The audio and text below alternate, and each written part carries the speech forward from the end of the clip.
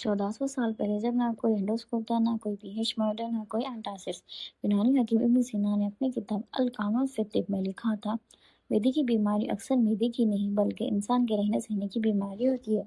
आज 2026 में दुनिया के सबसे बड़े मेडिकल जर्नल्स वही बात कह रहे हैं जो इब्न सीना ने हजारों साल पहले लिख दी थी। फिर भी आज करोड़ों लोग हैं जो सुबह उठते कि एक एंटासिड खाते हैं और सोते वक्त दूसरा। ये वीडियो उनके लिए नहीं है जो रोज़ दवा ढूंढते हैं, ये उनके लिए है जो समझना चाहते हैं। मैं हूँ डॉक्टर अदीबा। मेरे पास एक मर्तबा 30 साल का शख्स आया। आईटी सेक्टर में काम करता था। उसकी रूटीन कुछ ऐसी थी, रात 11 बजे डिनर, सुबह 7 बजे ऑफिस, बीच में 2 से 3 बार चाय और वीकेंड पर अक्सर बाहर का खाना। वो बोला, डॉक्टर मैं 2 साल से हर रोज़ एसिडिटी की दवाई ले रहा हूँ। जब दवा बंद करता हूँ तो 2 से 3 दिन में फिर सीने में जलन शुरू हो जाती है। मैंने उससे एक सवाल पूछा, तुम दवा ले रहे हो लेकिन क्या तुमने कभी सोचा कि मैदा बार बार यही शिकायत क्यों कर रहा है? वो चुप हो गया, क्योंकि अक्सर हम लोग पेट को एक मशीन की तरह ट्रीट करते हैं। प्रॉब्लम हुई, दवा ले ली और बस। लेकिन यूनानी मेडिसिन कुछ और कहता है। यूनानी कहता है कि मैदा एक जिंदा निज़ाम है। उसकी अपनी फितरत होती है, अपना मिजाज होता है और अपना एक रूटीन होता है। और जब हम इस फितरत और रूटीन के खिलाफ चलने लगते हैं तो मैदा अपनी तरफ से सिग्नल्स देना शुरू कर देता है। कभी सीने की जलन के ज़रिए, कभी खट्टेपन के ज़रिए और कभी रात में डिस्कम्फर्ट के ज़रिए। इसीलिए सिर्फ दवा लेना ही काफ़ी नहीं होता। कभी कभी ज़रूरत होती है कि ये समझना कि मैदा असल में क्या कहना चाहता है। यूनानी हिकमत के मुताबिक हमारे जिस्म का हर ऑर्गन अपना एक मिजाज रखता है, यानी उसकी अपनी नेचुरल क्वालिटी और बैलेंस होता है। इसी तरह मैदे का भी एक मिजाज होता है।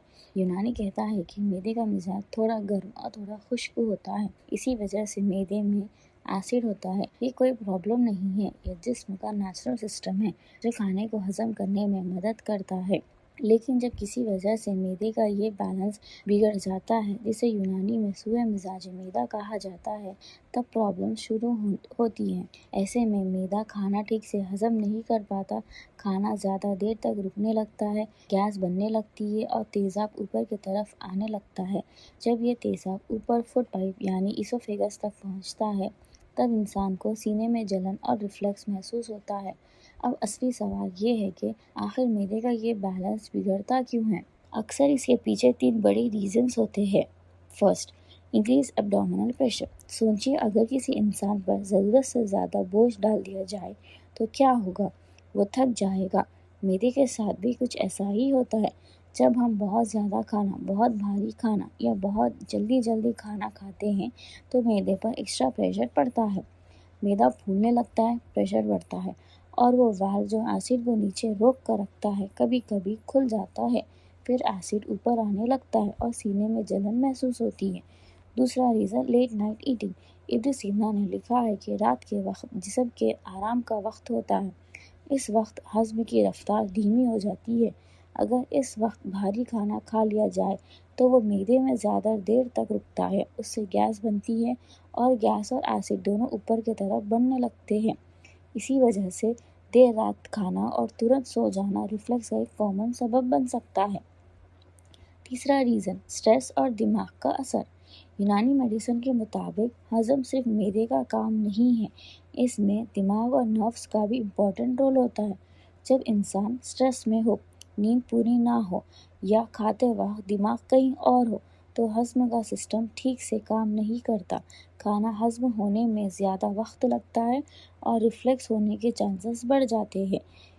अब एक इम्पॉर्टेंट बात समझिए, पीपीआई या एंटासिड लेना गलत नहीं है। जब एसिडिटी ज़्यादा हो, ये मेडिसिन टेम्पररी रिलीफ ज़रूर देते, लेकिन प्रॉब्लम यहाँ होती है, ये मेडिसिन असल प्रॉब्लम को ठीक नहीं करते, बस एसिड को कुछ वक्त के लिए दबा देती है। सोचिए, अगर घर का दरवाज़ा टूट जाए और हम बस उस पर पर्दा लगा दें, तो क्या दरवाज़ा ठीक हो गया? नहीं, बस प्रॉब्लम कुछ देर के लिए छुप गई। एसिडिटी के साथ भी अक्सर यही हो रहा होता है। यूनानी तिब एक सिंपल प्रिंसिपल बताती है, असली दवा वो होती है जो मर्ज की जड़ को ठीक करे, ना सिम्टम्स को। अब देखिए पीपीआई क्या करता है, ये स्टमक का एसिड कम कर देता है, लेकिन असल प्रॉब्लम्स वही रहती है। फूड पाइप और स्टमक के बीच का वाल्व कमजोर, मैदे का डाइजेशन स्लो हो जाना, खाने के गलत वक्त, लाइफस्टाइल की वही आदत है।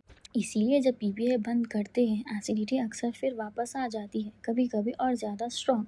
इसे कहते हैं रिबाउंड हाइपरसेक्रीशंस। और अगर लंबे वक्त तक एसिड को दबा कर रखा जाए तो कुछ और प्रॉब्लम्स भी हो सकती है। Body vitamin B12, iron, magnesium और कैल्शियम को ठीक से एब्जॉर्ब नहीं कर पाती। गट बैक्टीरिया का इम्बैलेंस हो जाता है।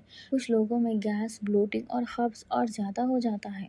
इसीलिए याद रखिए, एसिड को दबा देना इलाज नहीं होता। असल इलाज तब होता है जब मैदा और डाइजेशन ठीक किया जाए। जब हम एसिड रिफ्लेक्स की बात करते हैं, अक्सर लोग समझते हैं कि प्रॉब्लम सिर्फ स्टमक एसिड ज़्यादा होने की वजह से होती है, लेकिन रियलिटी में बहुत केसेस में प्रॉब्लम डाइट और डाइजेशन से जुड़ी होती है।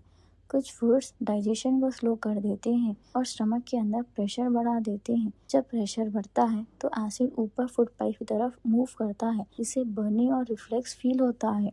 जैसे फ्राइड और प्रोसेस्ड फूड, ये हैवी होते हैं और स्टमक में ज़्यादा देर तक रहते हैं। बहुत स्पाइसी या खट्टी चीज़ें फूड पाइप को इरिटेट कर सकते हैं। और शुगरी ड्रिंक्स जो गैस और ब्लोटिंग सीधा बढ़ाते हैं, जो रिफ्लेक्स को ट्रिगर कर सकते हैं। एक और कॉमन हैबिट है खाली पेट में स्ट्रॉन्ग चाय या कॉफ़ी लेना, जो स्टमक एसिड को स्टिमुलेट कर देता है।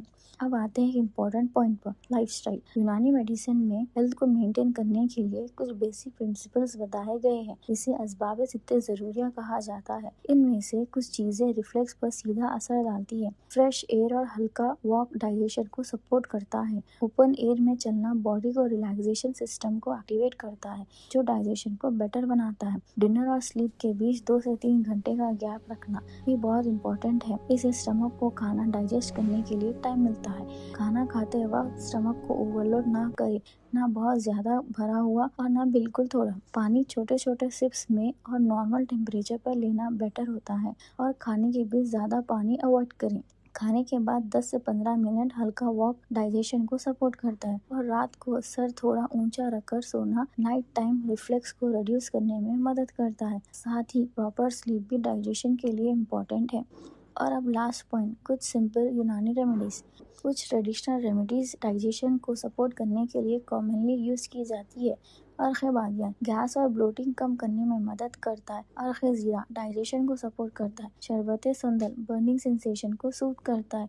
गुलकंद स्टमक हीट को काम करता है। पपाया या हब्बे पपीता डाइजेशन इम्प्रूव करता है। इत्रिफिलात डाइजेस्टिव रिदम को बैलेंस करने में मदद करते हैं। सिंपल बात याद रखिए, जब डाइट, लाइफस्टाइल और डाइजेशन तीनों बैलेंस में आते हैं तो रिफ्लेक्स के सिम्टम्स नेचुरली कंट्रोल होने लगते हैं। याद है वो IT प्रोफेशनल जिसका मैंने वीडियो के शुरू में जिक्र किया था? उसने कोई कॉम्प्लिकेटेड ट्रीटमेंट नहीं किया, बस कुछ सिंपल चेंजेस किए। डिनर 8 बजे तक फिनिश करना शुरू किया। फ्राइड फूड ऑलमोस्ट बंद कर दिए। खाने के बाद 15 मिनट वॉक रूटीन बना लिया। और डाइजेशन सपोर्ट के लिए अर्क-ए-बादियान और अर्क-ए-ज़ीरा लेना शुरू किया। 6 हफ्ते बाद जब वो वापस आया, उसने एक इंटरेस्टिंग बात कही, मेरे एसिडिटी डोज खुद ब खुद आधा हो गया। असल में हुआ क्या, उसने अपने स्टमक को फाइट करना बंद किया और उसको सपोर्ट करना शुरू किया। जब डाइजेशन को सही एनवायरनमेंट मिलता है तो बॉडी खुद बैलेंस वापस लाना शुरू कर देती है। इसी प्रिंसिपल पर तिब्बे यूनानी काम करता है। ग्रेट फिजिशियन इब्न सीना भी इसी बात पर जोर देते थे, बॉडी की नेचुरल बैलेंस को समझो और उसको सपोर्ट करो। सिंपल बात, अपने स्टमक की नेचर को समझो, उसके साथ काम करो, उसके खिलाफ नहीं। अगर आप चाहते हैं कि मैं यूनानी पर्सपेक्टिव से और हेल्थ प्रॉब्लम्स को सिंपल और प्रैक्टिकल तरीके से एक्सप्लेन करूं, तो चैनल को सब्सक्राइब करें और कमेंट्स में बताइए आप नेक्स्ट वीडियो किस प्रॉब्लम पर देखना चाहते हैं।